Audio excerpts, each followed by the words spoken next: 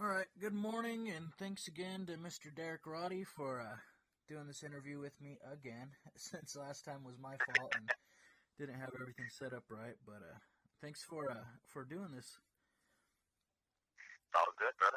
That's And what we're here for. as you know, our page is pretty much dedicated towards gear, so we're going to talk with him a little bit about two of the kits he uses and all the other bells and whistles he uses. So, Derek, why don't you tell us a little bit about your Performance Series DW kit sizes and whatnot? Right on. It's just a typical standard double bass type kit. In this particular kit, I'm using 222s. I'm normally a fan of playing 220-inch drums just because of my frame size. I'm kind of a small guy at 5'9", so 5'10" on a tall day. Yeah. So, I've always been a fan of using the 20-inch drums just out of comfort for me for the most part. But, something I was missing is just playing a 22 in a live room. It's just the sound difference between the two. It can be a lot sometimes. And, I'd much prefer an actual 22 in a room much more than I do a 20. But 20s to me just mic up. You can do so much more with them. Yeah. You can kind of make them sound like an 18. You can kind of make them sound like a 22, which you can't do with a 22. You can't make a 22 really sound like an 18. So that's why I went with 22s with this kit, just to give me a set of 22s to actually play. The tom sizes are standard 8, 10, 12, 14, 16. Gotcha. And I have a matching snare that goes with it. And I'm really impressed, man, with the HVLX, Performance Series shells. So one thing about my Collector's Series kit, that it actually got so much low end to it, that playing fast sometimes, they just have too much of a long note sometimes for playing fast. So I'm really enjoying the Performance Series kit because of the slightly thicker shell. It's a straight shell design, so I get a little more bite off the top of the drums than I do on my Collector's kit, which I really enjoy for the style of music for sure. Yeah. It's just a great kit overall. I mean, I think DW did something really good with making a production kit with the quality and everything that they've been able to do with this kit. So I enjoyed it a lot, to be honest. Really nice kit.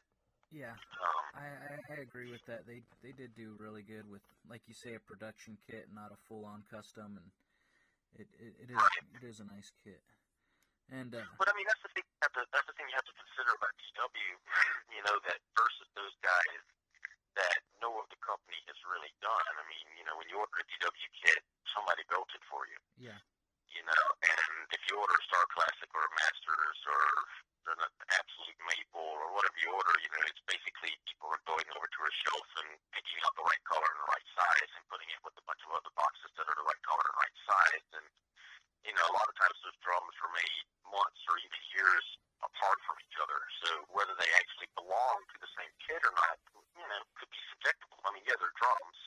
Yeah. But, when were they made? Were the 10 and 12 and the 14 made out of the same source of wood, or were they made over, an 18-month time period out of, 6 different sources of wood that came in, So, I mean, that's kind of the biggest difference that I see with the custom drum making, such as, Drum Workshop or some of these other companies that are doing, kits right from the cuff, right from the order. Yeah.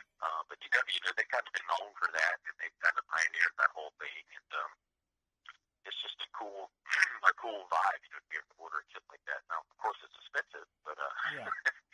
that's the advantages of buying a kit in a box. But I think they've done a really good job with the Performance Series kit. And to be completely honest with you, I mean, I've had it set up right now. I don't know, for probably the past 7 months or so. And I just really enjoy it. I don't miss the Collectors for the most part. I mean, I realize there's things that the Collectors are good for, and there's things that the Performance is good for. And I think as long as you understand those things, you could use those two drum kits forever. Yeah. Yeah. Tell us a little bit about your Collector's set. I know that one's, like you say, it's special, made to order. I know they did all the different shell configurations to get exactly what you wanted out of it, and let us know a little bit about the sizes and stuff on that one. Well, with the Performance Series kit, they have pretty much one size fits all kind of vibe, and I think they are making a couple of shallower depths for some of the bebop kits that they're offering now, like the Jet Set and whatever that they're ordering, that they're making now for order. Um, so my Collector Series kit, when I originally went to John, because I am a small frame guy and I do like 20-inch drums and 8, 10, 12 up top, I am playing metal. I wanted something that I could tune really, really low to get more in that register of metal tuning, because back in the day, and even here, more recently, guys are starting to get smaller drums, these days out of comfort. But when I first started playing this stuff, drummers were still using 24-inch kicks, 12, 13, 14 up top, 16, 18 floor toms, Yeah. My frame size doesn't allow for me to be comfortable with something like that. So over the years, as I said, I got the 20-inch kick drums and 8, 10, 12 up top, 14-inch floor tom. It's just with those sizes of drums, I've always found it hard to be able to tune them down really low and to get that really massive, metal drum sound. And when I went to John, I said, look, I want the lowest tuning kit that I can buy for the size of drums that I'm playing. And he recommended some shell things to me, and we ended up going that route. And I think what he's got going on as far as he really knows this stuff now after 35 years or 30 years of doing it, and he's really gotten pretty keen on knowing exactly what to do for each drum for each customer. For me, because I was wanting something really low tune, my 8-inch drum and my 16-inch drum, he made an X shell, which is the second to the lowest tuned shell that they have next to the VLX. The X shell basically on the 8 and 16, and then the 10, 12, and 14 has a VOT design. And the kicks and the 18-inch floor tom are all VLX. So what that did is that really, starting with the 8-inch X shell drum, it really gives me a really nice low fundamental, start to my register of sounds. An 8-inch drum is really hard to get to not sound like an 8-inch drum. Yeah. You know what I mean? Yeah. It's just one of those sizes that's like automatic. You go, that's an 8-inch drum. So many guys that come over and play my 8-inch drum on my kit and goes, damn, dude, that sounds like most people's 12s. Yeah. It's so low. And I'm able to actually make it sound like a 12-inch drum and not an 8-inch drum just because of the low timbre of the shell itself in the X series. Now, same thing with the floor top, the 16-inch floor top. I can tune that thing. I can get it so low where it's almost not even audible. Yeah. But it doesn't sound like paper. That's the biggest problem that I always had with 14 and 16-inch drums from other manufacturers that make horizontal applied drums, is I never could get them low enough before they started to sound like a sheet of paper. They lost all of their sustain, they lost all of their body and their natural depth of sound because of how low I was tuning. And that's one thing that I've noticed that these eggshells and the VLX, they do not do. You can tune them and tune them and tune them low, low, low, just go lower and lower, lower until it just, you can't hear it anymore. Yeah. And it doesn't sound like paper, which is a nice thing. Of course, the VOTs are just their kind of standard, ply drum that they're making right now for most of their stuff. And that gives you a good separation of tonality in between drum to drum, which is nice. And then, of course, the VLX, which is their lowest tuned shell, is what I used for my kick drums on that kit. And I do have an 18-inch floor tom, but I end up using that more like a kick drum on a basket than I do, floor tom in and of itself. But yeah, it's been just a really, really nice kit, and it's just absolutely perfect for most everything that I need it for. And the cool thing is I can tune it up a little bit and get it out of its natural range, and it still sounds absolutely amazing. So it's just a cool thing. Of course, I did get the matching 5x6, the 10x6 ply collector snare to go with it. And John actually made me a super solid to go with it too. He could tell me, man, you have to have one of these drums, you have to have one of these drums, and man, he was kind of right. I was blown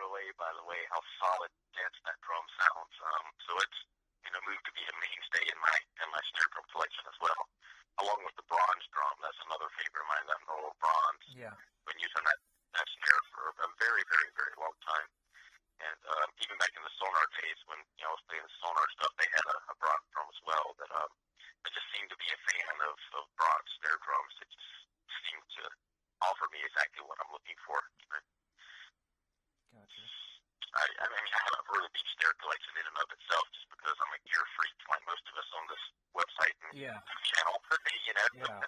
And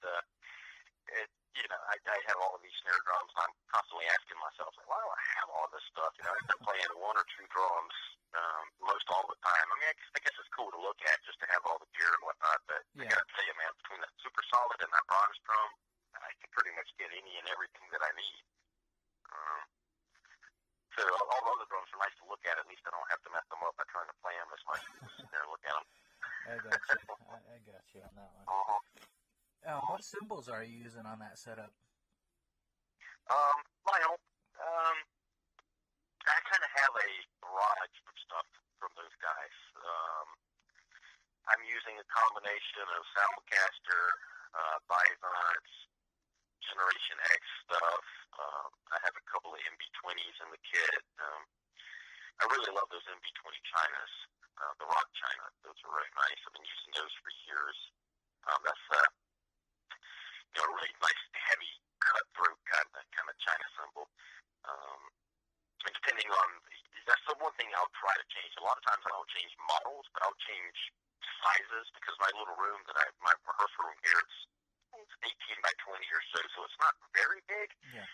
Sometimes like the 20-inch Chinas and bigger cymbals and stuff, they can really overpower the kit, you know. So that's something that I've always have tried to do is balance my cymbal weights out with what I'm actually doing, because most people are under the impression if you're playing heavy metal music that you're playing heavy crashers or rock crashers or something of that sort. And I've always tried to go for something a little bit more identifiable as me as a player, all the way down from how I tune my drums, the sizes of drums that I've used, and almost everything down to cymbal selection as well, because I play all 10 crashes, like everything's 10. Some stuff is even extra 10. And I understand the purpose of wanting like a heavy cymbal, but when you're playing so fast, and if you have this cymbal that requires so much energy to get it to open up, you really kind of have a mixed matched balance of what is required out of playing the drums and playing the cymbals to play this style of music. As you know, you can't really hit very hard when you're playing fast, and if you have a really thick cymbal that you've got to really lay into to get it to open up the right way, you're kind of playing differently between your drums and your cymbals, if you know what I mean. Yeah. So for me, I always kind of look for something that, because I'm playing so fast and because there's a lot of stick motion going on and there's not a lot of stick height and air being moved, I learned a long time ago that while I was recording that playing really thin cymbals balanced out the kit much more, and I didn't really have to do that balancing myself within my playing. And to me, you can hit them lighter and they open up much quicker. They just have they speak quicker than a lot of the heavier stuff. Yeah. And that's something that I've always been keen to, and something that I've noticed about at least what I like as far as drum sounds. Now, if I'm playing in an arena or something, obviously you'd want some heavier cymbals to carry. But typically, when you're playing this style of music, this fast stuff, you're not really in a big place. So it's always been something that I've tried to kind of tailor for myself as being a guy that didn't have the typical metal ride cymbal sound. And you know what that is. It's the manhole cover. Every metal drummer in existence has the same ride cymbal sound. I mean, it's absolutely amazing to me that some of these guys wouldn't want to have more of an identity as a player, and they wanted to sound like everyone else. So something that was very important to me with cymbals and drums was to have my own identity as a metal player and to not sound like all of these other metal guys. Yeah. That I was trying to really try to say something different than these guys were saying in the past, when I started doing it. So that's kind of what led me to play the thinner cymbals and more of the jazz models, and to put single ply heads on my drums and have more of a Weckl type, sound, and well, not really sound, but more of a Weckl or Benny type mix to my playing and drumming than a 2-ply pinstripe big drum heavy cymbal player that most metal guys are.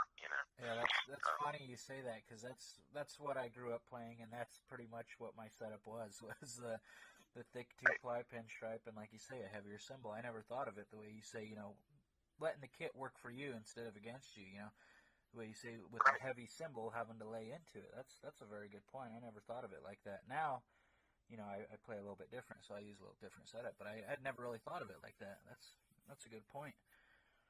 Right. Yeah. Well, it's something that makes a lot of sense. I mean, Yeah. you got to think about that. If you're playing so fast that you can't hit that cymbal at the same velocity that you're playing your drums with. I mean, you got to. I think that's why a lot of metal guys, when they're playing fast, they'll go to hit a cymbal, the cymbal just goes clank. It doesn't really open up because they're not hitting that cymbal with the same velocity that they're hitting your drums with. It just makes a big difference as far as overall sound in the long run, I think. Yeah, that makes 100% sense. I had never really thought of it like that, but right. That's a very good point. Yeah, you just common sense stuff sometimes. It's just one of those things where for years and years and years, I've always been into recording. I love to record, and ever since I was a little kid, I grew up with a friend of mine that was like one of his biggest things was building studios from the ground up and learning how to record drums. And I remember when I was a kid. Do you remember those old style tape recorders that were like the flat ones that just had the the play and record button on them? Yep, I sure do. They were used more or less for like desktop recordings for meetings and stuff like that. I would take one of those things. Back when I was in middle school, I would take one of those things and I would record my drums, me playing drums on one of those things, and then I would take that and I would take that tape and I would put it in my stereo, and then I would go back and I would play the drum tracks in the stereo, and then take that same recorder, put another tape in it, and find the best place where the guitar sounded good, and I would go back and overdub guitars, on another tape. Yeah. And that was kind of my way of learning, how to record and to how to, to start mixing instruments together and whatnot. And I was so into it from an early age. I mean, I'm talking, middle school. I was already trying to do stuff like this. I think from a very, very early age on, I was really into sound, trying to get the right sound, and trying to achieve the right sound for what I was trying to go for too as well. So it was something that I was very interested in from a very, very early age. Yeah, that's very interesting because unless you're out there doing, like recording and stuff, I know for a long time before I ever did any demos or anything, I never really thought of anything like that, like you say, to get the sound you want and changing things around and using different heads. And I imagine when you go into the whole engineering part and recording part, which I've recorded, but I never set up my own stuff, it's probably a whole different world. Yeah, it is, totally. And, I've always been of the thought that, like, if it starts at the source right, then it'll be right all the time. And being that I grew up in a recording studio with a buddy of mine, we would watch bands come through, and, these guys would have an idea of what they wanted to sound like, but their instruments sounded nothing like that.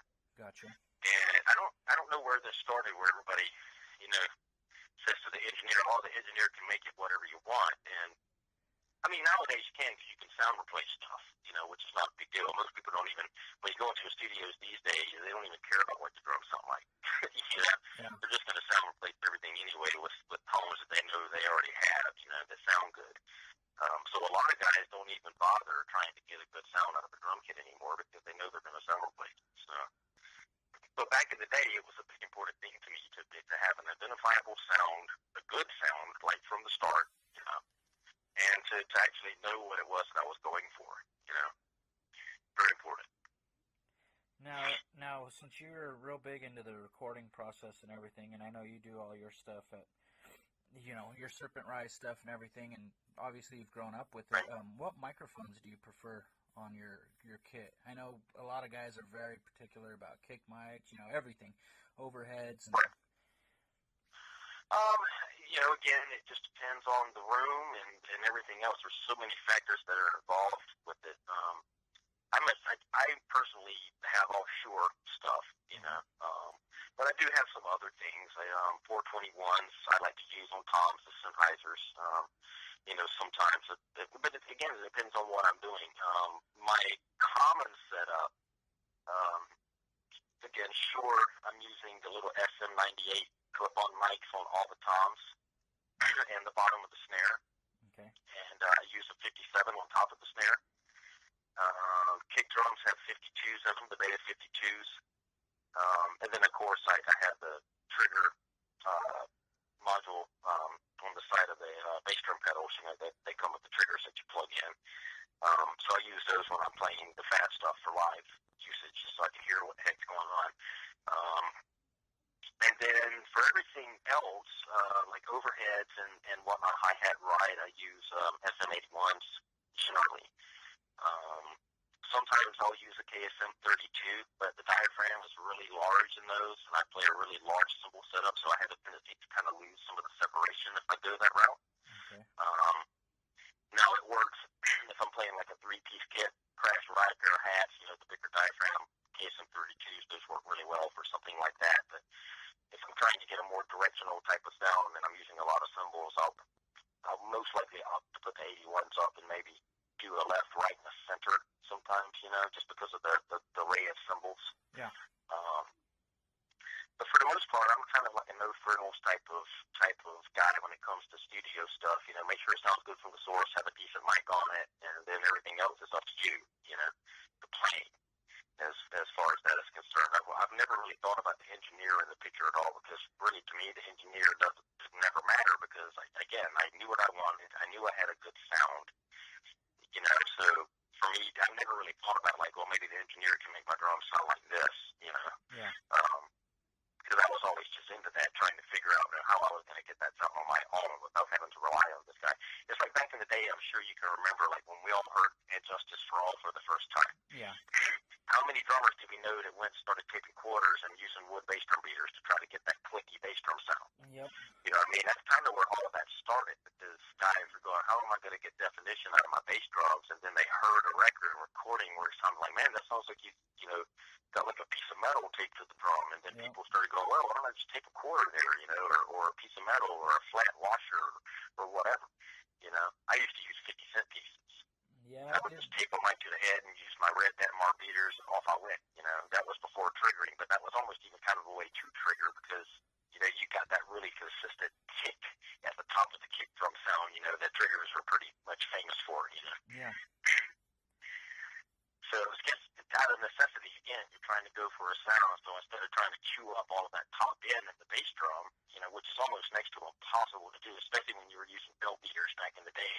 You know, there hardly were wood beaters. They were just starting to come around, I think, Denmark, the red Denmark cherry beaters, you know, they were just starting to make them right around that time period. And, you know, there was no way you could get that type of clicky sound out of a bass drum that had a belt beater on it, you know. So, it's amazing how much, like, you know, the industry has changed as far as, like, that type of stuff. Because now you just sound replace a drum. Like I said, you don't even worry about it. You just throw a mic on it. You don't worry about what it's tuned like. You don't worry about whether it even sounds good or not. Yeah. Because you can just replace it. So, it's a totally different thing. I think the world of recording has lost a lot, you know, because of the sound replacing and everything. I'll tell you a funny story just real quick while we're on the topic of recording. When I was in Hate Eternal, Eric Buchanan and I, we went to Morcell Studio and we bought a 24-track, 2-inch Atari tape machine.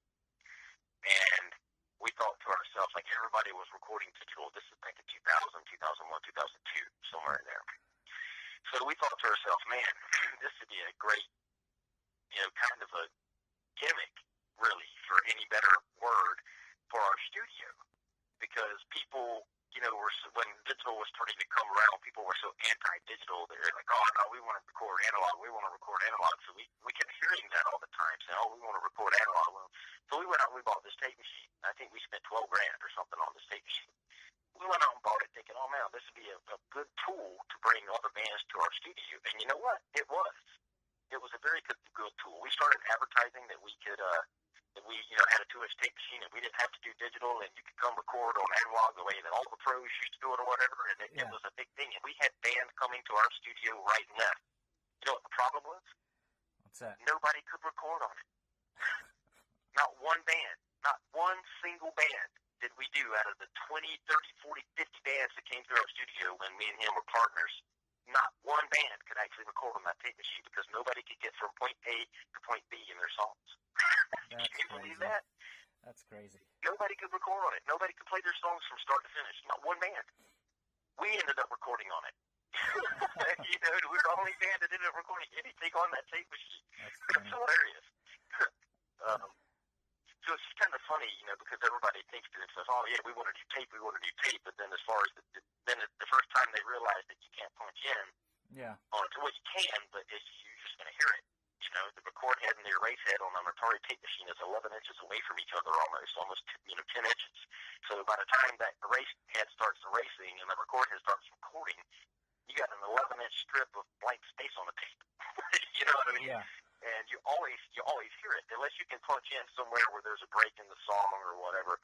You know, that's how they used to get away with it. But it was absolutely hilarious because not one band that came through there could actually end up recording on that machine. And that's just crazy. that was one of the biggest things that brought us there. That brought the people there to the studio, and they ended up recording digitally once they got there because they couldn't do it at all. That's pretty funny. That's just crazy. Yeah, funny. You were talking about the trigger sound. Tell us a little bit about your signature pedals. Oh, yeah. The Axis pedals, basically we used the upgraded 21 design. I don't know how much you know about the Axis number 1 piece. Maybe do a little bit of research into this stuff, guys, while you're listening to this. But the original number 1 piece, and the number 1 piece on an Axis pedal is simply where the beater drops into, you know, the anchor axle point on the pedal. Just like you would any other pedal. What we've done there is Chuck came up with the idea of moving that thing forward 21 degrees and then moving the beater back into playing position again. And what used to happen, and it's hard to describe without a video to see it, but what would happen on the old A21 pedal, on the old A pedal, was by the time the beater went to the head, you're past that straight up and down point. You know what I mean? Where the beater is, you know, you're pushing past the leverage point. So what happened with the 21-degree design was Chuck had basically said, look, if we move this forward and we pull this thing back to the standard playing position where it's supposed to be, when that beater hits the head, it'll be straight up and down, and you won't be losing any power by pushing through the horizon point, you know, on that piece. Yeah. And there's a couple of videos that are out there online that explain that a little better. I'm in the process, actually, of making another one for Axis right now that goes in depth about all of these different pedal models that they have right now, which will be coming up here in the next month on their site, so tune in for that. But, you know, it's just a small design change that really changed the way the pedal felt, because what happened with the old design was you had this very light feeling pedal as just nothing was really under your feet. And I love that for playing fast, because what you're doing is you're using the motion of the beater coming from the head to the playing position is how you would play those pedals playing fast, as opposed to trying to get the beater to the head. You know what I mean? Yeah. So it's kind of like an opposite way of playing, like as far as the way I play and the way George Colias plays, you know, as far as the way that we feel playing fast. When I'm playing fast, I almost prefer a traditional, you know, number 1 piece as opposed to the 21. The reason we made the 21 was because I started playing a lot of other styles of music, and I was looking for something that had a little more impact under my foot, more like a traditional type of pedal. So that's where the 21-degree thing came from, because it makes the pedal feel a lot, I don't want to say heavier, but it definitely has more impact when it hits the head because of that degree change. And my pedals, basically, they come with the trigger boxes, you know, attached to them, and it's got the upgraded A21 piece. And that's pretty much it. I mean, it's pretty much a standard, you know, longboard type pedal that they've always offered, just with the triggers and that A21 upgrade. So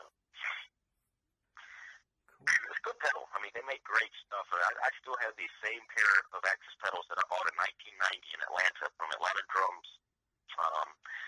And the frames that everything, you know, that the footboard and the number 1 piece and everything attaches to is all the original frame and footboard and plate that I had on those original pedals that I bought all those years ago. And those are still my main pedals. And they've just been great. I mean, they've done every tour they've ever done. They've done every playing or recording situation I've ever done. I've pretty much done with the exact same pedals. Axis has been kind kind enough to refurbish them for me and get them back in playing position, playing condition a few times from being on tour or whatnot. But other than that, they're the same pedals all these years. That's awesome. Kind of funny. Yeah, they make great stuff if you know how to take care of it. People are so used, like with die-cast parts and stuff that everybody else makes. You really kind of have to hammer down on that stuff to get it to stay, put it. The Axis stuff is completely different. It's very, very soft metal, and you don't really have to put a lot of tension and stuff on this stuff to make it secure. And I think people over tighten a lot of the Axis stuff, and they end up stripping stuff out because they don't understand how the pedal itself works. But other than that, I mean, it's just an indestructible pedal, and I absolutely love them because I've been playing them since 1990 and I haven't looked back. So yeah, it's good stuff. That says a lot about a product when you're a working musician like you are and playing it, a lot and using it a lot, and to be faithful to a company like that for all these years. That's awesome. Now, yeah, like I said, I'm still using the same ones. I mean, I do have other sets of pedals, but my favorite ones are the ones that I've bought all these years ago. Now, I know, like you're saying, everything's changed so much in the last even 10 years, but is there any type of little piece of gear, gadget, anything that you just love that has, say, come out within the last 15 years that you constantly use, even if it's something simple? I mean, moon gel. Yeah. That's about really the only thing and even that, I mean, I use more moon gel on my cymbals than I do my drums, which is kind of ironic. But yeah, I don't know. I can't really think of anything off the top of my head. I mean, other than some of the newer head products, some of the newer weight heads. And, like I'm really into the Ambassador X. I love the fact that there's a thicker single ply that Remo's making. That's cool. I mean, I don't know. I don't really have any kind of. I'm like kind of a no frills type of player, So gadgets and from that respect, I don't know. There's not really anything that I can think of that I can't live without, on a drum kit, really. I mean, there's tons of great ideas and there's tons of stuff out there that's cool. I got one of these level racks. My friend Tony at Level Rack, he made me one of these things. Have you ever seen those? No. Know what they are? No. Remember the old Falicon racks like Rod Morgenstein used to have and Tommy Aldridge when he was in Whitesnake, the kick drums that hang off the end? Yeah. And it's kind of like its own built-in riser, and the drums kind of suspended. Yeah. Tony made me one of those things, man, and it's absolutely incredible for drum sounds. Man, having my floor toms on that rack, because when you think about a floor tom, you got to it's on the floor literally, and when you hit that drum, I always had wondered, like when you go from a 10-12 to a 14 or whatever, then you go down to a floor tom, why there was so much difference in sound. Yeah. And it never occurred to me that the damn bottom head of a floor tom is a foot away from the floor. I never really thought about that. When you pick a floor tom up off the ground and get it, 3 feet off the ground as opposed to 1 feet off the ground, man, the sound of the drum changes a lot. And it sounds more like a tom at that point instead of a floor tom. Yeah. So on that level rack, man, the floor toms are absolutely incredible. I mean, they sound like a 10 and 12 inch tom. Normally you would get doom doom blah blah blah blah. Yeah. On floor tom, not on this rack. Everything is just wide open, and actually the volume of the drums and everything gets a little louder and a little more pronounced than them being suspended off of this rack. And that again is because the floor toms, the sound wave of the floor tom is not hitting the floor directly, because the riser itself is a foot or two off the ground, and the floor toms are another foot off the ground. So you got 3 feet of space like you would any other tom, And that's something I've noticed too, like, when you put a tom on top of a kick drum, sometimes that happens where you're like, why doesn't this drum sound good? If you move it away from the kick drum, it starts sounding better. It's just because the bottom head, is inches away from the surface of the kick drum. just something that you gotta take into consideration. It's like if you take a cymbal and you walk over to a wall and you hit it close to a wall, and then you walk to the middle of a room with the cymbal and hit it. It sounds totally different. Yeah. Um, so it's one of those things where you kind of have to be aware of your drum kit setup sometimes in order to get the right sound that you're going for. Because there's different things that affect things differently. I mean, according where you're even set up. I mean, if you're used to playing on a carpeted room and you go into a room that's all cement, your drum's going to sound completely different. Yeah. I've experienced that lots of times. Yeah, and that's again one of those things, the simple things that people just aren't really thinking about a lot when it comes down to their actual drum sound. Yeah. And it's interesting, for sure.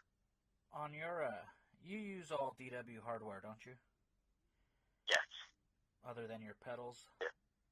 Other than my main pedals, yeah. Even all my other accessory pedals are all DWs. Okay. I know you like to have as little on the floor as possible, and as far as tripods and whatnot. And you like the DW setup for all that? Oh God, yeah, it's great. I mean, you can do it with pretty much any company's hardware setup. I mean, everybody's making all these dog bones and stuff now, so yeah. It's just like for me, I do have a large kit, and well, I was touring a lot. A lot of times we didn't really like to be a headliner band and I've never really liked to be a headliner band because you're waiting around all night to play. It's just like you're watching everybody else have a good time jamming, and you're like, man, I'm sitting here getting tired by the time we're going. Yeah. I've always kind of liked to be main support on a tour, or a couple bands before the last band or whatever. But the problem with that is normally you're really scrambled as far as your gear is concerned. The way it usually works is a headliner will come in, they'll set up, and they'll sound check, and they'll do the thing, and then they'll stack backline. And then the first band will get a sound check. And generally the bands that are in between, you just kind of have to wing it, And I was always into that because, bringing my drums up on a stage at that point, the guitar amps can live in a line and they don't take up much room, but you can barely get 3 or 4 kits on a stage, Yeah. So one thing that would always happen was the drums, lived on the side of the stage, and then when you were ready for the band, the drums would come on the stage, So for me, being that I did have a fairly large kit, I wanted to have as least, amount of stuff on the floor as possible. That way I could get it up on the stage quickly.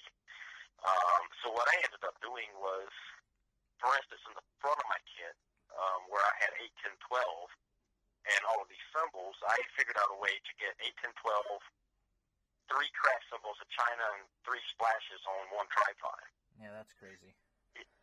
And that's what I was trying to go for. So I essentially had the front of the kit, the left side, and the right side. So I had everything on 3 tripods if I could.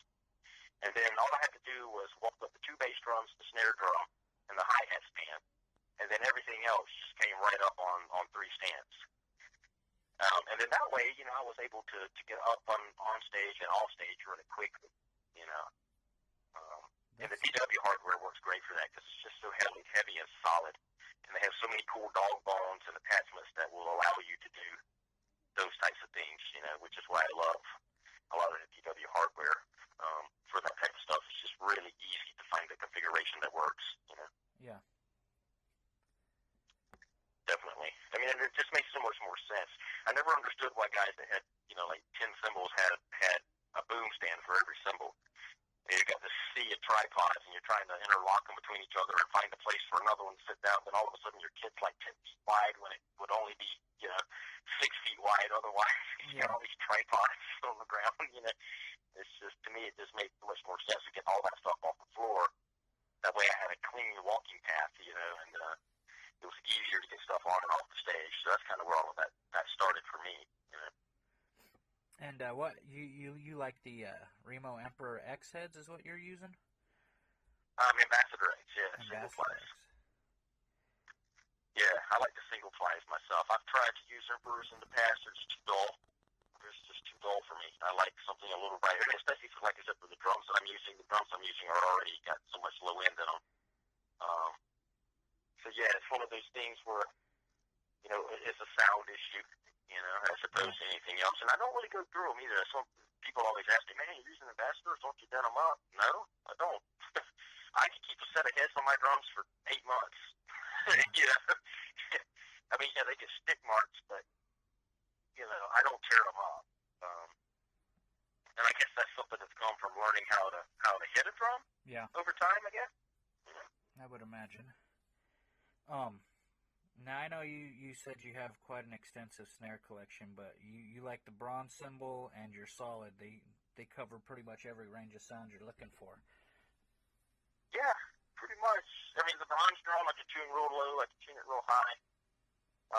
It's just got a nice quality that's somewhere in between a wood and a metal drum that I really like. I'm not really a fan of, like, brass, steel, or, that type of thing, like just plain metal drums. I mean, sometimes they work, for me. I really like aluminum drums a lot. I like the aluminum and the copper drums are really nice. And those can be cool. Yeah. But yeah, as far as like what I actually like, I like either a wood drum or or this bronze drum that I'm using. That's awesome. The super solid is really nice too. It's just so dense sounding. It's got such a unique character of sound about it as opposed to some of the other slide drums that I've played. It's interesting. Just different, Yeah. Tell us a little bit, any projects or anything you're working on right now. Right now, I just actually had a video debut for my new band, Mitch Harris from Napalm Death. It's called Menace. And the song is called I Live With Your Ghost. And the video is up online now, so if you just type that in, that'll come up. I'm really excited about that project. I seen the video. It's really cool. I dig the video of the song. I know I talked to you about it before, and I was thinking, you and him is going to be heavy, and then, like you said, it's different than what you're expecting, but it's good. I like it a lot, and the video is super cool. Yeah, and what's funny about this stuff, and I just did an interview yesterday where somebody asked me, what are my favorite songs, and what do I like the best about stuff, and I can't really put a definitive answer on that because all the songs are so different from one another. And that's something that's really hard to find on recordings these days. That's kind of why I was so into doing this. When Mitch started sending me this stuff, it sounded like he was sending me a song from a different band, but even though it was all him and it was, I mean, they all have characters of each other that are similar, but from song to song, there's some stuff that's really, like, so dramatically different from song to song that they kind of create their own identity in and of themselves. And that's something that's kind of important to me because, I mean, in the metal world, at least, it's like bands nowadays, it's like they put out a record and it's like listening to the same song 10 times in a row. Yeah.